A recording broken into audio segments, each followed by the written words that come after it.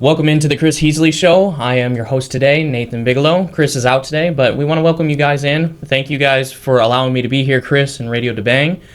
Taking a look at the world's political spectrum nowadays, it's really easy to really focus in on the large-scale movings of our country, especially in this year, seeing as we have a new administration, we have a new cabinet. There's basically going to be a complete overhaul of everything from top to bottom with how our government is going to work, even from Congress to the Department of Education, the Secretary of Defense, a lot of moving parts. But a lot of these things really don't affect you and I in a day-to-day manner. And that's really what we want to focus on here today and kind of hone in on what's going on in your community. Who are the candidates in your community and why are they important?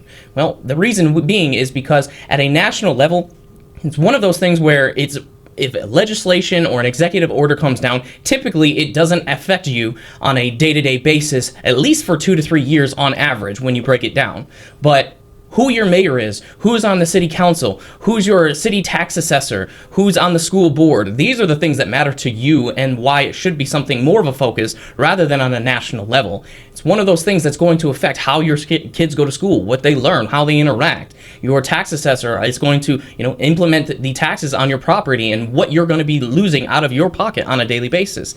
And even as being mayor, these are huge issues that a lot of people really don't look at when they're taking a look at the down ballots when they go to the vote or both. And these are one of the issues that, a lot of people really skip past, but yet don't realize is probably the most impactful political stance in their lives. And we want to really hone in on that. So today we brought in a couple candidates that is right here in the Sugar Land, Fort Bend ISD area that is going to be running for 2 different positions, and we're really excited to have them today. One, we have Angela Collins and Carol McCutcheon. And today, we're going to be talking to them a little bit about what they're doing and why they're running. So we have Angela Collins, who's running for Fort Bend ISD School Board. Welcome in, Angela. Thank you. Absolutely. Good morning. We want to just kind of get to know you, who you are, what your experience is, what your background, and ultimately what led you to want to run for the school board. Okay. I am a mother of 3. I went to Fort Bend schools. My kids go to Fort Bend schools. And just with society changing and all of that, that is very normal. But there are a lot of things that are broken within the system, of the school district. And really, with the advocation that I do for kids with special needs and all the other volunteering that I've done in committees, I've noticed that there's certain aspects within the district that need a lot of support. They need a lot of work. We get a lot of excuses typically of we're short-staffed or we don't have the right people for that program, and we should be able to let our kids go to school and be provided, the free and appropriate public education. And it's failing.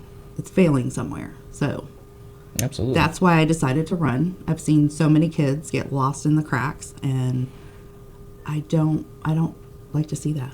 Absolutely. I mean, our children are the most important thing Yes. to us. They're our future. Well, and they only get one childhood. Right. So I would like mine to be successful and be able to move forward when they graduate and not live at home with me until they're 40. Absolutely. Like I've heard so many times recently that 38-year-old people are still living at home. So. Right. And so tell us a little bit about Angela Collins. Who are you? Why do you feel like, you have a leg up in this area? And, just a little bit about your background. So there's several things. I do a lot of work with the kids, whether it be with church or with the school. I am what they call a surrogate parent in Fort Bend. And that is not me carrying babies for Fort Bend ISD. So I am basically a parent advocate for children in special education that are in foster care that live within group homes. Okay. So if they have special education needs and they live within the foster care system, they have to have a third-party parent advocate to advocate for all of their educational needs. So whether it be an ARD meeting, an MDR, whatever their needs are, I fight for them.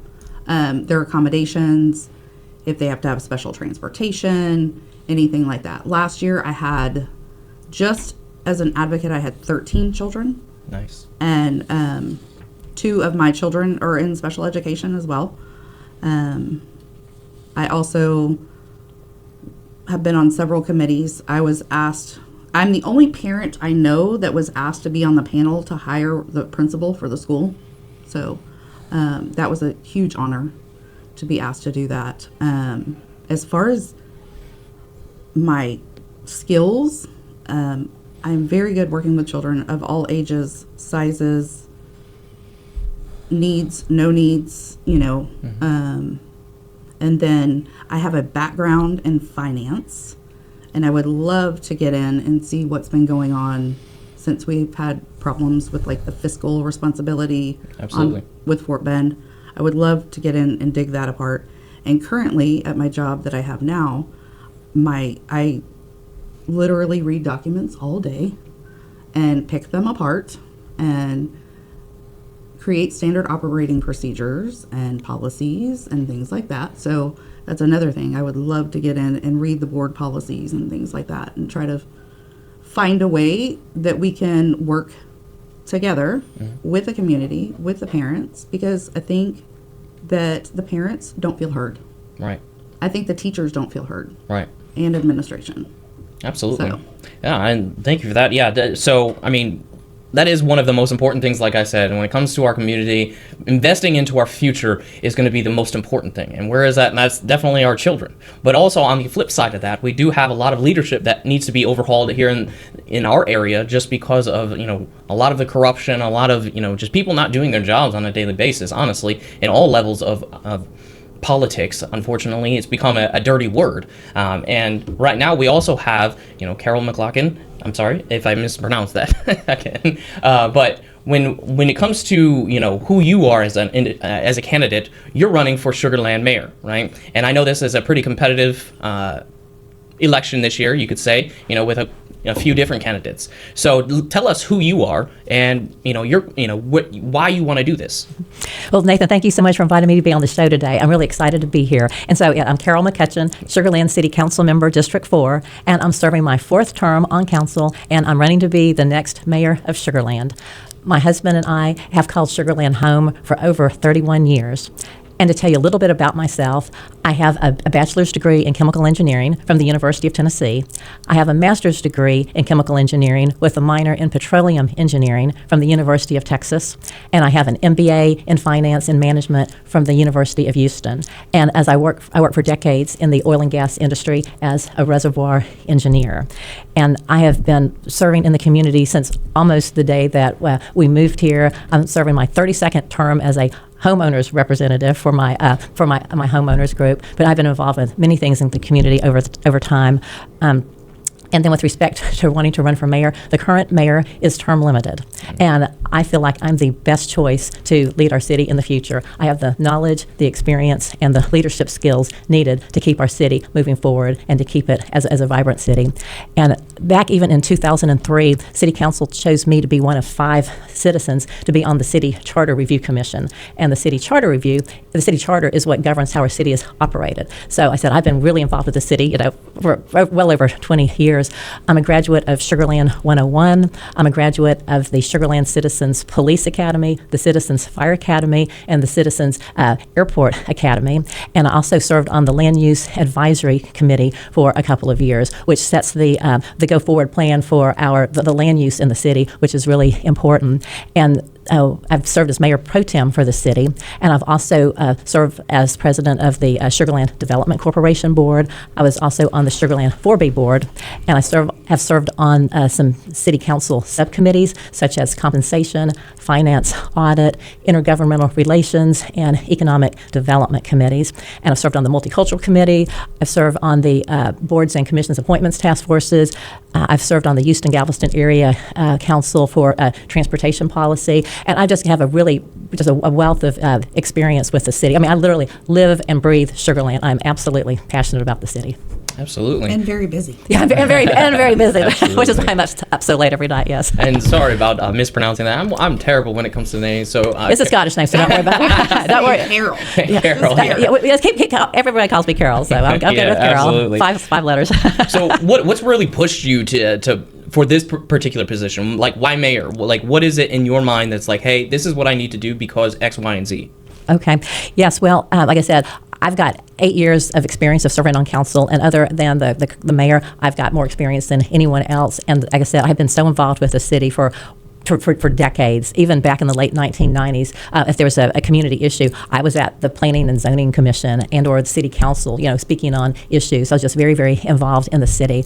But the three things, I guess, that are the most important to me are public safety, infrastructure revitalization, and then also redevelopment, but while balancing that with maintaining a suburban environment. Right. So public safety is the foundation of our city. It's so important because we want everybody to feel safe in their homes, the schools, the businesses. Because if we lose public safety, we lose the city. Because so many people move to Sugar Land and the Fort Bend area because we have great schools and we have a safe environment. And it's really important to me to maintain that. And then also, like I said, infrastructure revitalization. Sugar Land is now 65 years old, so and we've been maintaining infrastructure, but that's something that you really have to keep on top of. A while back, a resident fell on an uneven sidewalk, broke a wrist, and the sidewalk repair is 18 to 24 month backlog, and when someone has sidewalk repair that they call the city about, and when I got checking into it further, I'm like, wait, 18 to 24 months backlog to repair a safety issue that's in front of your house and right in your neighborhood. And then I found out that there's a 10-year backlog on sidewalk repair in the city, throughout the entire city. I'm like, this is way too long. So one thing that I worked to do was to get $11 million of funding for additional sidewalk repair to catch up on this in Proposition B in a bond election that we passed back in November, so we can work on that for a number of years. So there's just so many projects that we've now got funding for through the November 2019 bond election that I really want to work and see through that those things happen. For example, back during Hurricane Harvey, we lost about 200 feet of Memorial Park from erosion. And one thing that we worked together with a lot of different organizations was to get $43 million of funding to prevent the Brazos River from eroding more of Memorial Park and also eroding near homes. And that was a huge deal to get this $43 million to work on Brazos River erosion. And so also, the roads and facilities need to be repaired. Public safety needs to be expanded. So there's just so many projects that I've worked on, and now we've got the funding for, and I really want to see them through to fruition. Right, absolutely. And going back to the school board, Angela, what are some things, obviously we see it in the news all the time, especially when it comes to the schools and the nonsense that we're seeing with the teaching and just what they're allowing, but what are some things that you really want to address if elected? Safety. Safety is probably my driving force.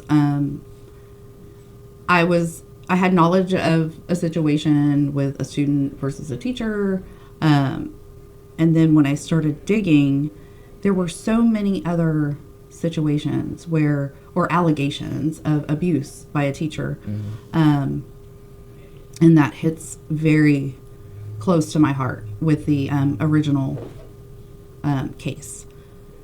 And I don't remember what month it was, but there was like 3 schools in a week where administration was put on leave or resigned because of allegations of abuse. So that is a big thing for me.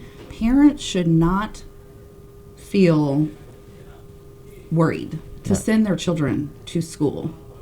That should be a safe place for their kids. Bullying is another thing. I've heard that a lot of parents have requested in-district transfers, and they're denied, and their kids are being severely bullied. My son himself was bullied a lot in middle school, and I mean, that's always been a thing. Back when I was in school, it was a thing. There's just mean people. But there has to be some type of regulation. The principals need the autonomy to discipline at the school level. I don't feel like everything should be pushed to administration and school board. Right. I feel like the principals should be able to handle some of this, and I don't feel like they have that autonomy to do so. Yeah, so I mean, for me and my wife, like we homeschool for some of the reasons that you were just talking about. So I mean, the safety of our children is one of the most vital things. I mean, it is our sole purpose as parents to protect our children, educate our children, and if we feel like our schools aren't actually giving that to us from their perspective, then we absolutely need change. So what are, like, in your mind, I don't know if you have any type of proposal that you would first come out with. Where would you start by making sure that parents like myself who are homeschoolers feel like, hey, you don't have to do that because of what I'm going to do in the school board to make it safer for your children? So one of my biggest things with all of this that I've learned is, I've gone back and I've looked at other people's campaigns and, their promises of what they're going to do.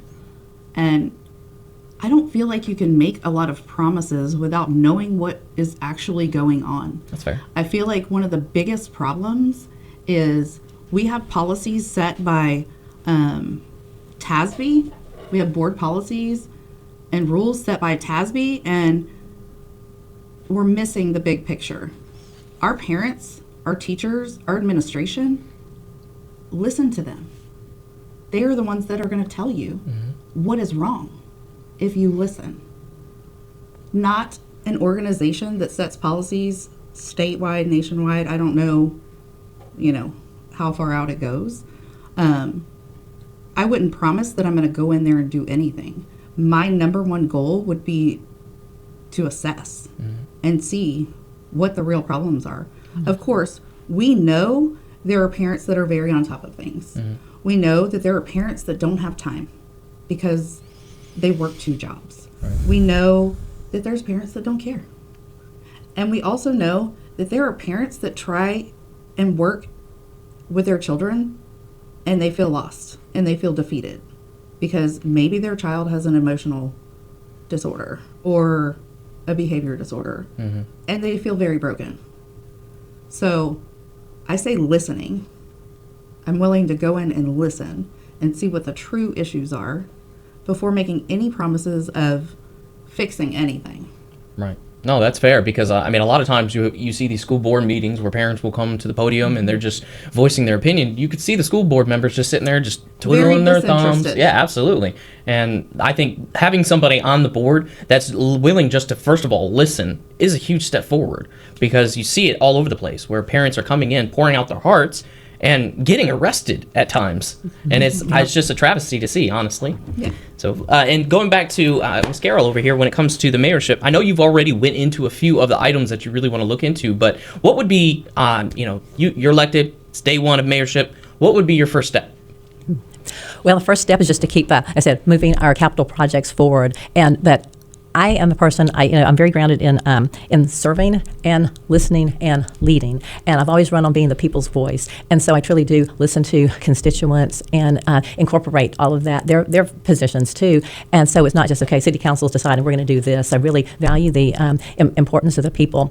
And to piggyback on something that you said earlier, so many people follow, I said, the federal elections, and when it gets down to the city council and school board, the local races, so many people are not quite as attuned to that. But with city government, it truly does impact your life on a day-to-day basis. If somebody's trying to break into the house, you call the police. That's what the city provides. You're going to call, if you have a fire, you're going to call the fire department. Yeah, we provide that service. If you have a medical emergency, you're having a heart attack or something, Sugar Land, provides the emergency medical services for you. So that is stuff that truly impacts your day-to-day life and can save your life. We provide, the drinking water for you. We remove the wastewater. We keep the city streets repaired, and we're working on getting the sidewalks repaired, traffic lights in working order. We provide these fabulous parks for our residents, nice green spaces, beautify the right-of-ways. It's just what we do touches your life every single day. Absolutely. And especially in this area, Fort Bend County, is the most diverse county in America. Right? And so that means we're one of the biggest move-to counties in America. So the influx of our population really seems to be an issue on a lot of people's minds just because of the simple thing of traffic. So when we're talking about the infrastructure of how we're going to address that, I know that you touched on it a little bit, but do you have any ideas to address the increasing population in the area so that way, especially on, what is it, Highway 6? Yeah, 59. Highway 90. Yeah, I know. All of yeah. them. Yeah, so traffic mobility is an important issue because, as you said, Fort Bend County is one of the fastest growing counties in the whole United States, and so there's a lot of pass-through traffic for Sugar Land. And we did a Highway 6 widening project a while back. We've got it widened as much as we can widen it. Mm-hmm. We are now working on widening University Boulevard from New Territory Boulevard to Lexington. But again, we've widened the roads about as much as we can widen. So we've been working with different traffic technology so that the lights can be, timed with each other, communicate with each other, and we've voted recently to bring in some AI technology that can help detect, somebody that's trying to cross the street.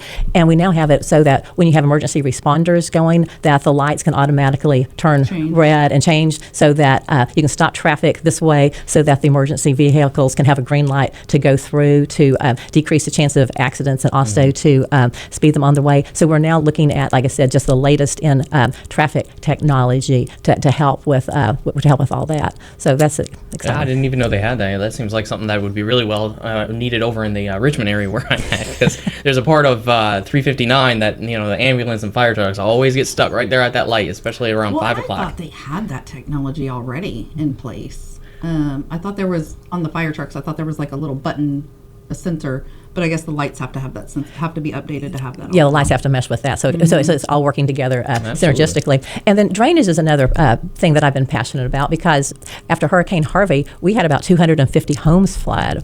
And then in May 2019, we had a very heavy rain event. And there were some of my constituents in Greatwood who had 18 inches of water in their home. And some people's homes actually flooded twice. They had just gotten their homes renovated after Hurricane Harvey. And then came the May 2019 rain event, and it got flooded again. And I just can't imagine how devastating that was. So that was one thing back in 2019. I went to the city shortly after the May 2019 rain event. I said, do we have the same level of, flooding studies for Greatwood that we have for the rest of the city? Because we had recently annexed Greatwood, and they said no. So the city ran out and did the studies, and they said, wow, yeah, Greatwood Village is the worst place in the city for drainage since they've been newly annexed into the city. And so in the 2019 bond election, we got funding for additional drainage there. And so we've had a very, very aggressive drainage program in 2019. And then now we've had additional money for drainage projects in the 2024 bond election. So that's one thing that we're continuing to work on as well, in addition to, I said, maintaining our streets.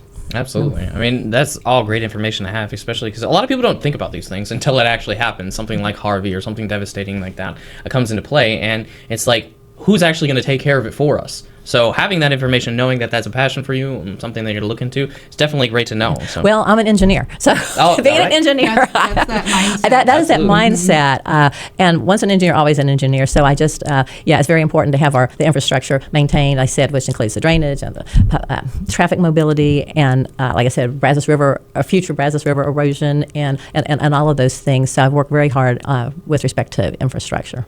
Absolutely. I'm going over here to Angela, just real quick. I know that you've talked a little bit about some issues and what you're and I know that you've had communication with other school board members that are already on the board, and you see the issues as a mother. You see the kids and what they deal with. I know that you're actually pretty active in SPED programs and children around that area. So, what is one particular area? I know that you said you're going to get in there and evaluate, which is amazing, but there's got to be something there where it's like, okay, this is one thing I know for a fact, is an issue. Let's see how to fix it. So special education is definitely, it needs fixing. I know that they've recently had a lot of movement with directors and assistant directors and things like that. But another thing would be like the fiscal side of it. I was on PTO for 7 years. 3 of those I was the president of PTO. And when I went in, it was during the first year of COVID. And if we did nothing that year, we were going to be running at a $13,000 deficit. When I left my 3rd year of the term, we had over $100,000 in the bank. So I am not afraid to think outside of the box as far as financials. But I also want to see where everything went wrong with that bond.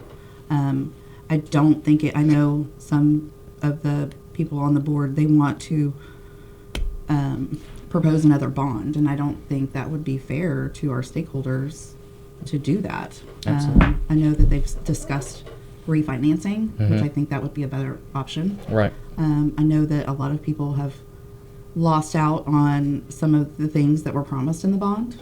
So that would be another goal, is get in there and see where they went wrong. Absolutely. And I know a lot of times the schools always, you see it across the nation, they're always complaining about not having enough funding and things of that nature. But when you really start to look at some of these districts, you start to see the what happened here, where did this money go there? And honestly, you really see that in all forms of government, all the way down to the schools. And that's one of the things that, common sense, just reality of bringing it back to like, hey, 1 + 1 = 2, people. I always say bring it back to the basics. Like, things worked when I was a kid in school. Like, I remember specific things about school that were very foundational for me. When I was in 2nd grade, every year, I remember 2nd grade specifically, but every year they did like the different celebrations for Christmas or Kwanzaa or whatever. And that was something I remembered. I feel like we spend so much time on them, teaching them about testing and how to test for the STAR test. The kids don't know the basics. I remember my daughter in 1st grade learning how to address an envelope and all of that, and she's in middle school now, and her teacher called me and said she didn't know how to address an envelope, and I'm like, wait a minute, we've gone over this. But they don't know the basics. Absolutely. Basic life skills. Right. That's another thing. Just to give you a story to kind of go off of what you were saying, it was a couple years ago, so no shade to my cousin on this because he now knows how to do it. But it was a couple years ago. He had just got just out of high school, or he was a senior in high school, and we went to the gym and we were going to go work out and whatnot, and he had to sign in as a guest, and he looks at me and he's like, I'm like, what? And he said, I don't know how to sign my name. I was like, what do you mean? He's like, I don't know cursive. I'm like, that doesn't make sense to me. How do you not know how to sign your name? I was like, just scribble something. I'll teach you later or something. But so that, yeah, there was like a few years that they stopped teaching cursive, and now my kids are having to learn at 12 and 15. Which is amazing to me because it's like our Constitution, even the state Constitution is written in cursive. And people would say, well, you can get the documentation offline and read it in print. And I was like, how do you know it's correct? And these are the kind of things like you can't, and that makes it easy for people to overstep what they're supposed to be doing and whatnot. So, let me tell you a quick story about that. I gave a family member a birthday card who is a recent graduate of high school. It's been a few years ago, and I wrote a little message in cursive, and he couldn't read it. He said, I wasn't taught cursive. And that was the first time that I was aware that they had quit teaching cursive in school for a time. I was totally shocked by that. It's awful. I couldn't believe it. Because there's so many things that are in, like, our government documents. Like important democratic documents that are in cursive, and our children can't read them. Right. Well, I mean, to be honest with you, though, this goes as like we're going to kind of zoom out here for a second, but then come back. Looking at it nationally, I mean, the Department of Education is a hot topic, right? So the problem that we have is when you look at the Department of Education when it was implemented back in the 70s till now, the decline in the education level and just the ability to read and comprehend has declined so rapidly that right now anybody can Google this or to fact check me. It's right on there. 1 in 5 adults between the ages of 17 to 65 cannot read above a 6th grade reading level. The issue with that is that our Constitution, our founding documents, what tells you what your rights are, is written at an 8th grade reading comprehension level. And I feel like that's kind of a systematic issue that, it seems like at this point, it's kind of intentional. But we can put it down into the perspective of a school board, is understanding that, if these children aren't knowing what's right from wrong or even know how to write their name in cursive, where is our country going to be? Where's our town going to be in the next 10, 20 years from now? Have you ever seen that movie Idiocracy? I just watched it the other day because somebody recommended it. So it actually reminds me of that. Absolutely. Like, the way society is going reminds me of that movie. Have you ever seen it? Now we have to watch it now. Yeah, you'll have to watch it. Probably it's not appropriate for kids. No. I don't think. No. I'm very, very big on age appropriate content. So But it's basically That's how I feel. yeah. Like just to give you like a little snip, they're trying to grow vegetables and food and things like that. And instead of using water, they're using Mountain Dew. Oh.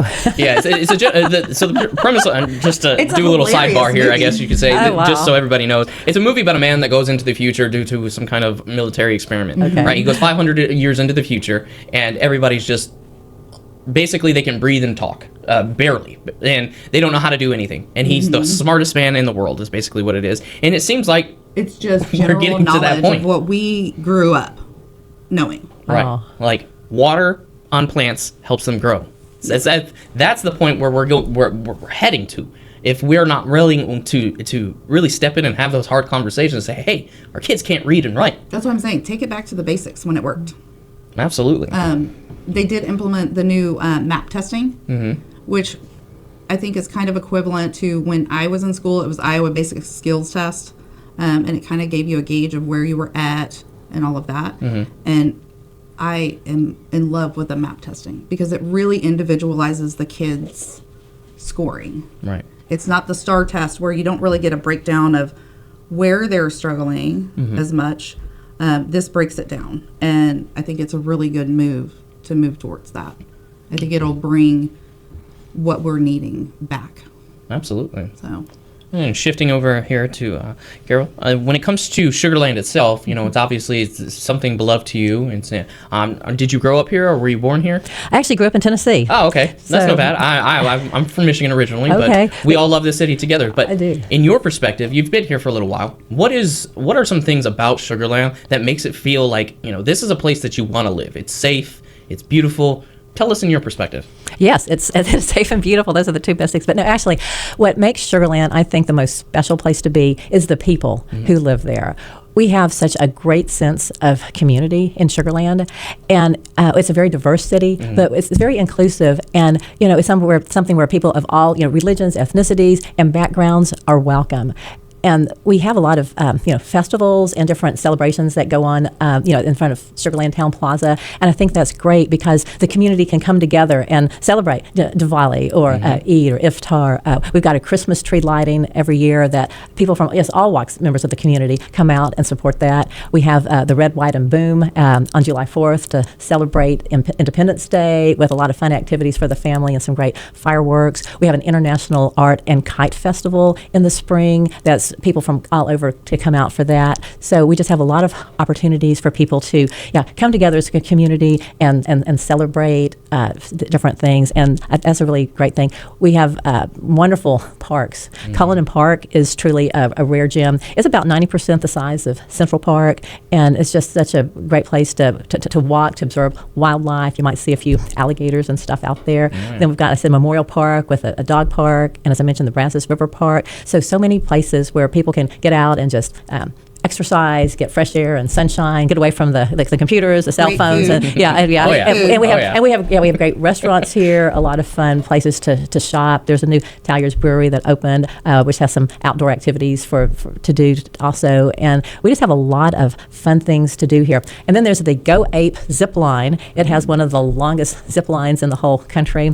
There's a bicycle pump track, and it's one of the best pump tracks. Where is that? That's in Brazos River Park. Yes, Okay. very near U of H Sugarland, right off of University and 59. So it's right near the Go Ape zip line. And there was a national qualifying competition recently for an international pump track competition there, and we've got all sorts of pavilions for picnics and playground equipment and stuff like that. So we just have a lot of great places for the family, and it's just really a great place for people to live, work, and raise a family. Absolutely. And I hadn't ever been to Texas, let alone Sugarland, before even moving here. I had a friend that moved here and just talked it up, and we were like looking to move to the South, so we're like, let's go try it out. And it's probably one of the best decisions I've ever made in my life because, I mean, the Sugarland, Fort Bend County in general, like you were saying a minute ago, is so diverse. And it's so different from where I come from Flint, Michigan. And, being able to see all the different kinds of cultures, coming from a mixed household myself, I love the aspect of having, different family traditions and understanding that. So being able to come down here and like last year, I was able to take my children to the Diwali event Yes, in Sugarland that's Town great. Park. That was one of the best experiences in my life. I thought it was amazing. Just the people were so awesome. The music is great. Food is great. So being able to come to an area like Fort Bend and experience all these different backgrounds in the food, I've never been anywhere in my life where there is just a plethora of different kinds of food. And I tell people all the time, if you move here or you come here and visit, you can think of any type of food you want, and they've got it. Yeah, I love eating all the different types of food and then celebrating all the different cultures and stuff. It's really enriched my life. Absolutely. So, and Angela, so shifting back to the school board situation, what are some, for you, I guess you could say, what are 3 achievements you've accomplished within the community that you're proud of? Because I know that you're pretty active as a surrogate mother in all these other areas. So aside from the advocacy, which I've done for a few years, I would say having the honor of being on the hiring panel for the principal of the school. We had a big campaign with the 2019 bond. They rebuilt Meadows Elementary. So I live in the Meadows, which is like the mini Sugar Land, I would say. I call it modern day Mayberry. We are just a very, very tight community. We're 1 square mile city. I always remember Charlie Jessup saying that we're 1 square mile of wonderful. 1 square mile of wonderful, yes. And we're so close knit. So during Harvey, we had a text go out, and I'm part of the MP Army. So I played dispatcher while all of our guys in big trucks would go and help the neighbors get back home when it started to flood. I do a lot of things. I'm voluntold to do a lot of things. Basically, is how it goes. It's probably because you're just so good at it, right? I just go with the flow. Like, let's just get it done. Right. So my MP Army will say, I got a call at 7:30 in the morning when Beryl happened. And it was a call saying, I have 100 pounds of food that is going to go bad if we don't get it cooked. So I called my church. I said, can I use the kitchen? And I have a friend of mine that was on PTO with me. She came in. She has a catering business. We cooked 100 pounds of food and then some. And then we started making calls. And we had a line of cars lined up at the church to go deliver the food to the senior village in our neighborhood. 3 floors, no power, a lot of people on respirators and breathing machines and all of that. And I had a line of cars that went and delivered food. Wow, that's wonderful. To all of the floor. There was we also set up a site at the community center in the neighborhood so people could drive up and get food, hot meals. We had lemonade. I bought a bunch of towels and cut them up and put them in ice water and passed those out so they could stay cool. So that was a big thing for me. Absolutely. You know, it's really hard. This has been a big struggle for me because I never do any of the things that I do for accolades or to brag about. So it's been very hard to pinpoint. I even had to text people, hey, what are some of my accomplishments? So that's been very hard for me, but that was one of the more recent. There was a program when I was PTO president. There was a program that the ESL teacher had come to us, and she really wanted this program. So we tried it for 2 years, and the ESL kids' reading scores went up so much that they agreed to put that program in the school budget. I would say that's another one. Awesome. It just seems like, and when you say, I can't really think of, anything that I've really done, it's just really a sign of a humble individual, honestly, in my opinion. Because I'm the same way. Like, you get put on the spot and you're like, what's your best 3, accomplishments in life? Unless you've really, like, done something, that you're looking for. It's not something you're like, I've done things and I just care about my community. I care about the kids. Yeah. Well, and that's it. I mean, like, anybody can tell. There is not one person that could question my integrity when it comes to the kids. Like, I live my life for the kids. Absolutely. I did a lot of praying, and I asked God for the clearest sign ever in my life to decide if I was going to do this. And as soon as I did that, I get a Bible box every month. But this scripture, when I opened the box directly after praying, like, God, please show me the clearest sign, this card was in there, and it said, "This is the moment for which you were created." And I was like, okay. You got your sign. Thank you. I'd say that was clear. So it was pretty clear. And there's been a lot of moments where, like I shared right before we went on, being here today and doing this, I am not a public speaker. I'm not very good at it. Usually I would make everybody else talk at PTO meetings and things like that. But being here today, that waterfall outside of this building was a special thing for me and my grandfather. Like, we went there every Saturday. So it's just little things, little signs, like just showing me I'm going in the right direction. Absolutely. And really just expressing who you are as a person, letting the parents, the voters, the individuals that are going to be putting you into place, hopefully in May, that, you're a real person. You understand where they're coming from. And, you do what they do. So. Well, and one of my big things, and, I was a little nervous first coming on, but one of my biggest things is I think a lot of people have lost sight of why they're on school board. And, I don't want people using my children or my bonus children or my neighborhood children as political stepping stones. Right. And that is what is happening. Right. I don't want that. That is not fair for the kids. Absolutely. I know a lot of people use school board as a stepping stone into a political career. Well, and I don't appreciate it. Right. Okay, I definitely understand that. And going back to you, Carol, in regards to, so I know a lot of problem with, leadership like mayor, governor, president. A lot of people are, who are you as a leader? What type of leadership are you going to convey when you get the position? If so, how are you going to be the individual that people can lean on for strength and whatnot, but more so, what is your leadership style? Okay. My leadership style is one of collaboration, and part of that I think goes back to just my job that I did for decades as a reservoir engineer. I would pull information from geologists, geophysicists, reservoir engineers, drilling engineers, production engineers, crude oil and natural gas marketers, and take all of this information from all of these different sources and use it to develop an economic model, because I would do economic models for exploration wells and off of offshore Gulf of Mexico. And so I would develop a low case scenario, a most likely scenario, a high case scenario, and then I would have to come up with a development plan for each of those different options, and then chance weight all of those, and then combine it into a consolidated economic model, and then make a recommendation to management to whether or not they should invest, large sums of money in one of these projects. And so it was really critical to get input from all of these different sources, so I could have the very best, most accurate possible model to give the best recommendation to the company. And that's what they did for so many years. And so that's one thing that I take with me on city council. I get input from a lot of different perspectives. I obviously have my own perspective,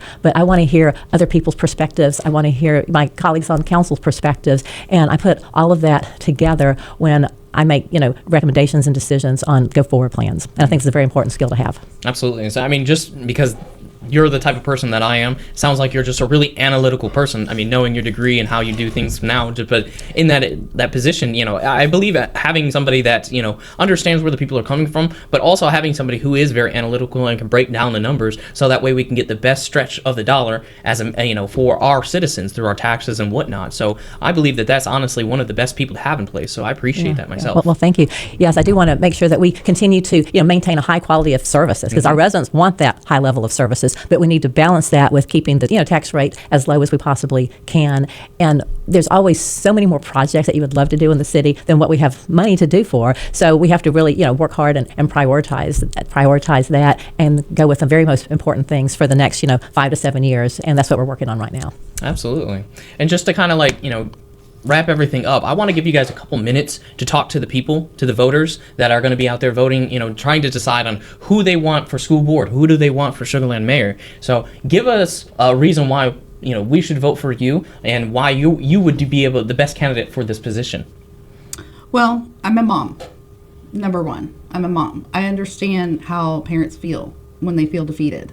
My integrity is a big thing. When I tell you something, I mean it.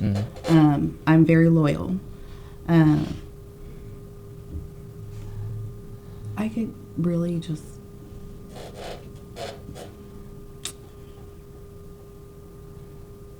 I get a little emotional. That's okay. That's You know, okay. being real, being real is probably the best case scenario, honestly, to let people see. I just, getting into this, I've seen so much, and it just gives me the drive. Yeah. Even more to help. Absolutely. Like, I want to save all the babies. No, I totally understand that, and letting the voters really see that also, just how your passion for Yeah. it is one of the most vital things. Yeah. It's just because like we were just talking about, we see too many times where people try and get into these positions, and they're it's just a stepping stone for them. They don't Yeah. really care to be there. They're just doing it to get to the next level. Yeah. And to be able to sit here and see you, breaking down in a way that I have a passion for these kids and Yeah. nothing else. Yeah. It's I would do anything for the babies, so. yeah, absolutely. That's wonderful. I've always said I would die for a cause if I believe in it, and this is something I believe in. So, Absolutely. Okay. Well, first of all, early voting for City Council and School Board is April 22nd through the 29th, and Election Day is May 3rd. So I want to put that out there Yeah. for Thank you, everybody. thank That I have the knowledge, experience, and leadership skills that is needed to keep Sugar Land strong and vibrant. And I have a track record of getting things done. And most of all, I am passionate about our city, and I have a strategic vision for our city. And I just ask those of you who are Sugar Land residents for your vote and support as I work to be the next mayor of Sugar Land, so together we can continue to create a vibrant future for our city. Absolutely. It sounds great. And, we want to thank you guys, Radiodabang, Chris Heasley as well, for allowing us to be here to, really talk to the people and let you guys know who we are and what we're about and why we want to make our community and our schools better, honestly. So for those that are out there that are interested, definitely touch base with both, Carol and Angela. If you have more information, I'm pretty sure that or more questions, they have the information that they can connect with you. I know they have several events coming up, so you guys can connect with them in several different areas. But just remember that the last day for registration is April 3rd, and then also, it was already said, early voting does start on the 22nd of April and goes through the 29th, with Election Day being May 3rd. So keep that in mind. Get out there, register to vote, let your voice be heard, because this is what affects you on a daily basis. Now, the president, Congress, things like that, it's important. But what's more important to you as an individual voter or where you're at is who's on your school board and who is your mayor. Because they're the ones that can affect your school, your kids, and honestly, just your everyday life. So get out and vote. We thank you guys for tuning in. This is the Chris Heasley Show on Radiodabang. We thank you guys for all coming today. You guys have a great day. Yeah. Thank you so much, Nathan. Appreciate it.